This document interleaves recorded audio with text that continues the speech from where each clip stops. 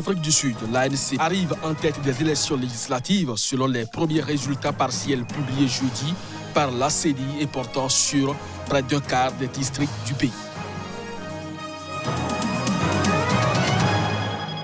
Au Soudan du Sud, la paix n'est pas pour demain. Le président Salva Kiir a estimé mercredi trop court le délai supplémentaire de 6 mois accordé vendredi aux belligérants pour former un gouvernement d'union nationale.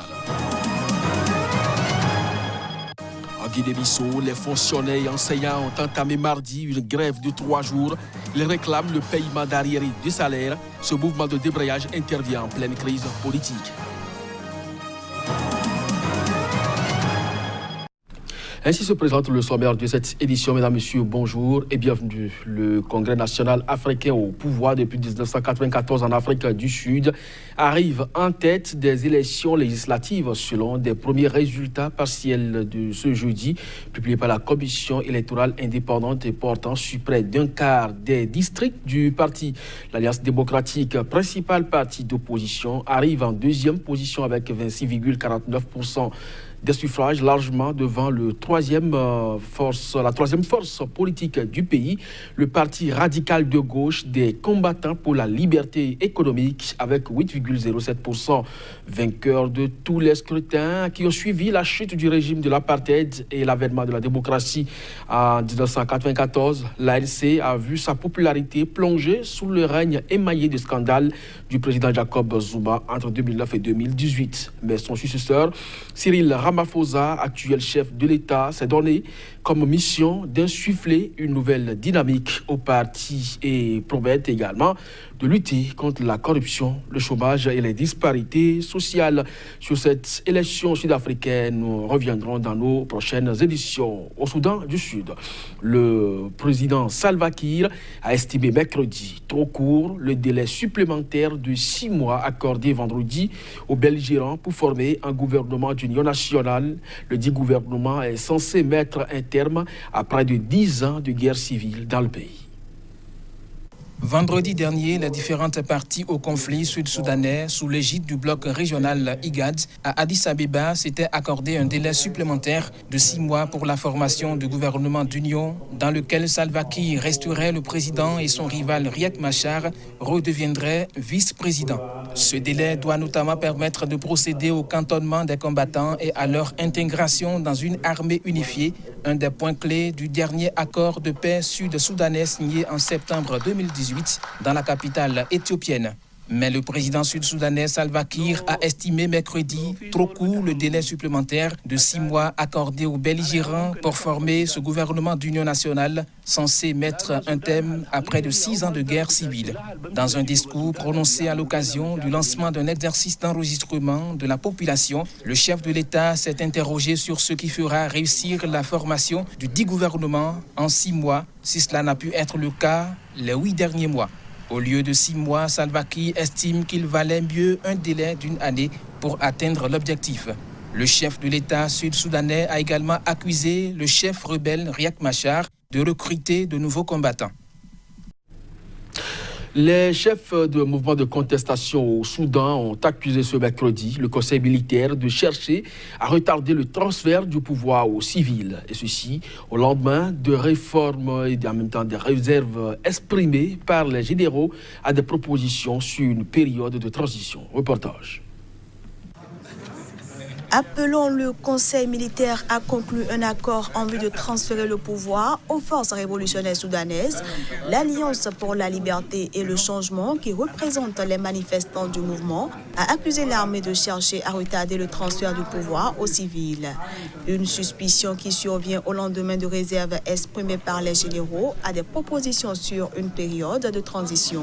Pour les chefs du mouvement de contestation au Soudan, la réponse du Conseil militaire va dans le sens d'une prolongation des négociations et non vers une transition rapide. Ce mardi, les généraux avaient déclaré qu'ils étaient d'accord avec la plupart des propositions de l'Alliance pour la liberté et le changement sur la période de transition, mais qu'ils avaient beaucoup de réserves sur d'autres. Ils ont soulevé notamment la question de la charia, loi islamique, en estimant qu'elle devait rester la source de la législation et en reprochant à la LC de ne pas l'avoir mentionnée dans leurs propositions. Dans sa réaction ce mercredi, l'Alliance pour la liberté et le changement a estimé que les généraux avaient soulevé des questions non pertinentes, y compris celle de la langue officielle du pays et des sources de la législation dans une répétition ennuyeuse des surenchères de l'ancien régime. Rappelons que la semaine dernière, les chefs des manifestants avaient remis aux 10 membres du Conseil militaire les propositions sur la forme des institutions qu'ils souhaitent pour la période de transition au Soudan. En Guinée-Bissau, les fonctionnaires et enseignants ont entamé mardi une grève de 3 jours pour réclamer le paiement d'arriérés de salaire. Ce mouvement de débrayage intervient en pleine crise politique dans un contexte où les négociations pour la composition d'un nouveau gouvernement restent dans l'impasse. Reportage. Le palais du gouvernement à Bissau, qui abrite une douzaine de ministères, est resté ouvert, mais les bureaux étaient vides depuis mardi en l'absence des fonctionnaires. Avec les enseignants, ils ont entamé mardi une grève de 3 jours pour réclamer le paiement d'arriérés de salaire, alors que les négociations pour la composition d'un nouveau gouvernement restent dans l'impasse. Le mot d'ordre de grève a été lancé par 2 puissants syndicats, l'Union nationale des travailleurs UNTG et l'intersyndicale, qui regroupe une centaine de petites organisations. Selon l'UNTG, qui dénonce le non-respect d'accords antérieurs par le gouvernement, les fonctionnaires sont obligés d'aller en grève pour défendre leur pain quotidien, car difficile d'imaginer que les agents de l'État travaillent 30 jours pour ne pas être payés à la fin du mois. Alors que les grèves dans l'enseignement ont été quasiment ininterrompues depuis la rentrée de septembre dernier, à l'exception d'une timide reprise en mars-avril, les écoles sont également restées fermées depuis mardi. Cette nouvelle grève fait craindre aux parents d'élèves une année blanche. Côté politique, les députés élus lors des législatives du 10 mars dernier ne parviennent toujours pas à s'entendre pour élire un bureau de l'Assemblée nationale, condition préalable à la composition du gouvernement.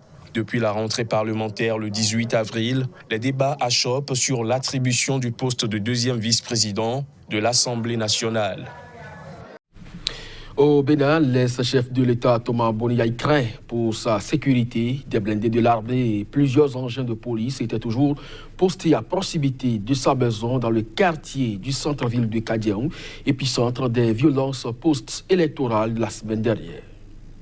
Des militaires armés ainsi que des policiers étaient encore visibles dans les rues de Cotonou, la capitale économique du Bénin, et plus particulièrement aux alentours du domicile de l'ex-chef de l'État, Boniaï, épicentre des violences post-électorales les 1er et 2 mai derniers. Des blindés de l'armée et plusieurs engins de police étaient toujours postés à proximité de la maison dans le quartier du centre-ville de Kadiaou. La semaine dernière, l'armée bloquait tout accès autour du domicile de l'ancien président qui avait appelé à boycotter les élections législatives du 28 avril, puis à annuler le processus électoral pour dénoncer l'absence de l'opposition. Depuis le début des événements, l'ancien président béninois Boniaï est demeuré à l'intérieur de sa résidence. Selon un de ses proches, il est désormais impossible d'accéder au domicile du président sans avoir décliné son identité.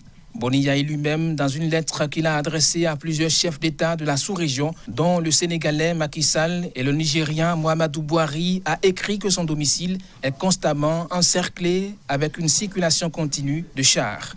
Dans ce courrier, il appelait ses chefs d'État à prendre des dispositions en urgence pour assurer sa sécurité, celle de sa famille et des opposants. L'exclusion de l'opposition des élections législatives a donné lieu dans le pays à une série de manifestations qui se sont soldées par plusieurs morts, 7 selon l'opposition. Le président gabonais Ali Bongo, toujours en convalescence, a reçu ce mardi son homologue togolais Florian Sibé, une visite de travail et d'amitié d'une durée de 24 heures. Le président togolais a effectué une visite éclair dans la capitale gabonaise où il a eu un tête-à-tête avec son homologue Ali Bongo Ondimba.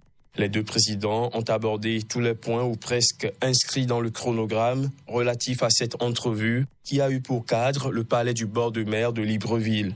Parmi les points, celui relatif à la sécurité en Afrique notamment l'Afrique de l'Ouest, où des groupes extrémistes sèment à tout vent désolation et douleur dans les cœurs des familles, mettant ainsi à rude épreuve des politiques de paix mises en œuvre par des États. Et dans un tel contexte, même les pays jusqu'ici épargnés sont tenus de ne pas baisser la garde. Quand ça a commencé au Mali, personne ne pensait que les pays comme le Togo ou le Bénin pouvaient être touchés. Donc il n'est pas exclu, je ne le souhaite pas, que les pays d'Afrique centrale ne le soient pas demain, a indiqué Faure Gnassingbé au sorti de son entretien. Pour le président Gnassingbé, la rencontre avec Ali Bongo s'est inscrite dans la démarche anticipative que lui et son homologue mènent au sein de la CEAC et la CEDEAO.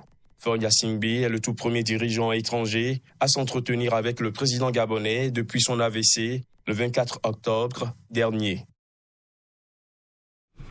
Le chef religieux musulman sénégalais Tchèque Béthio Théoune est décédé mardi en France où il était soigné. Ce décès est survenu au lendemain de sa condamnation à 10 ans de travaux forcés pour complicité dans le meurtre par ses disciples en 2012 de 2 d'entre eux. Reportage. Au lendemain de sa condamnation par contumace à 10 ans de travaux forcés pour complicité dans le meurtre de 2 de ses disciples, Tchèque Béthio Théoune a passé l'arme à gauche. Le chef religieux musulman sénégalais est décédé mardi en France. En traitement médical à Bordeaux depuis janvier dernier, selon ses avocats, le marabout avait été jugé en son absence. Lundi, la chambre criminelle du tribunal de grande instance de Mbour, située à 80 km au sud de Dakar, l'avait condamné à 10 ans de travaux forcés pour complicité de meurtre et non-dénonciation de crime. Tchèque Béthio Théoune, influent responsable mouride, une des plus puissantes confréries de l'islam au Sénégal, avait été arrêté le 23 avril 2012 à la suite de la mort de 2 de ses disciples lors d'une rixe. Il avait ensuite bénéficié d'une liberté provisoire en février 2013. Il clamait son innocence et entendait se défendre devant la justice de son pays dès que son état de santé le permettrait. Administrateur civil de formation, il était l'un des guides religieux sénégalais les plus populaires dans le pays et en Afrique de l'Ouest, en Europe et aux États-Unis, où il comptait de nombreux fidèles. Il avait officiellement 7 femmes et 29 enfants. Une explosion s'est produite devant un des plus vieux et populaires mausolées Sophie du Pakistan. La bombe a tué au moins 5 personnes et en a blessé de nombreuses autres dans la ville de Lahore. Les images. C'est un début de mois de Ramadan ensanglanté pour les Pakistanais.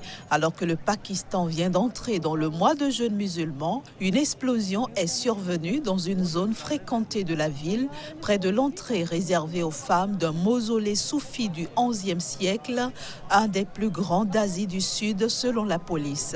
Selon une source policière anonyme, l'attaque ciblait un véhicule des forces de sécurité. Il faut dire que la lutte contre l'extrémisme s'est intensifiée au Pakistan après l'attaque d'une école de Peshawar dans le nord-ouest en 2014 qui avait fait plus de 150 morts, en majorité des enfants. Depuis lors, la sécurité s'est considérablement améliorée, mais les groupes extrémistes conservent la capacité de mener des attaques spectaculaires. Les grands centres urbains comme Lahore, la deuxième plus grande ville pakistanaise et la capitale provinciale de sa province la plus riche, le Pendjab, ne sont pas épargnés. Une attaque à Lahore en mars 2018 avait fait 9 morts, tandis qu'une importante explosion visant les chrétiens célébrant Pâques dans un parc de cette ville avait tué plus de 70 personnes en 2016. Ainsi se referme cette édition. Merci de nous avoir suivis. Très bonne journée en compagnie de nos programmes.